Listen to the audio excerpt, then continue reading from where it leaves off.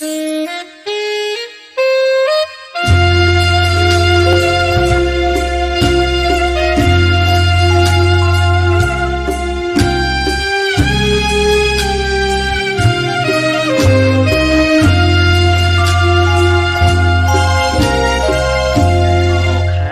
ងកងស្ថិតក្នុងចិត្តខ្ញុំ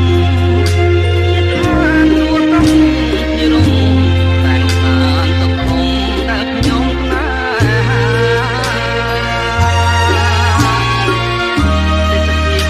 ទាំងឡាយក្តប់ផ្សាយគុណជា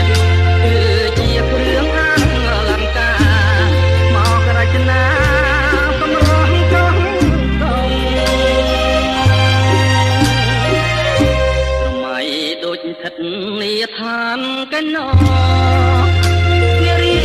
គុំថាមកតែលមដូចកងោពេលពុំ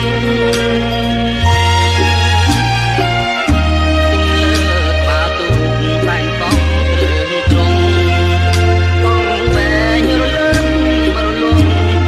ទាំងគោផងដូចតែនរី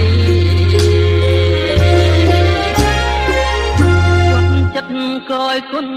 អរុនរៀងរាំងទូកមីដេដាសម្រប្រទះចិត្តភាពមកប្រពៃលោកចិត្តគយគុណបានយន់សម័យរលោករនឹងចាំងរស្មីដូចពេញថ្ងៃរាញ់ចំណា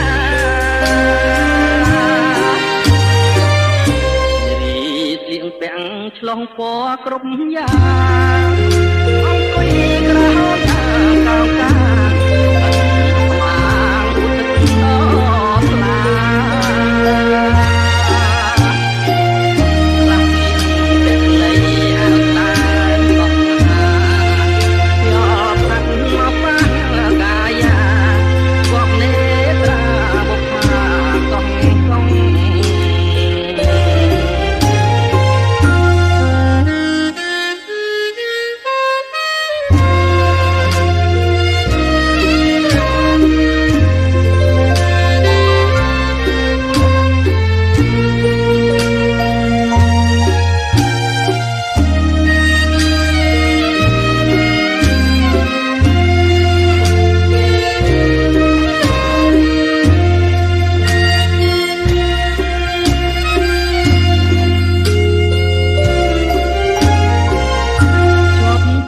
កយគុណអរុនរៀងរាំងទូកមីដាសម្រប្រទះសភាពប្រពៃ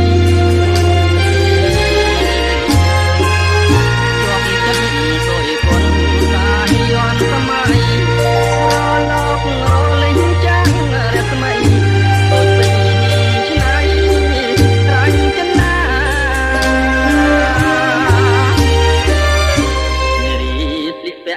ឆ្លោះពណ៌ក្រុមយ៉ាង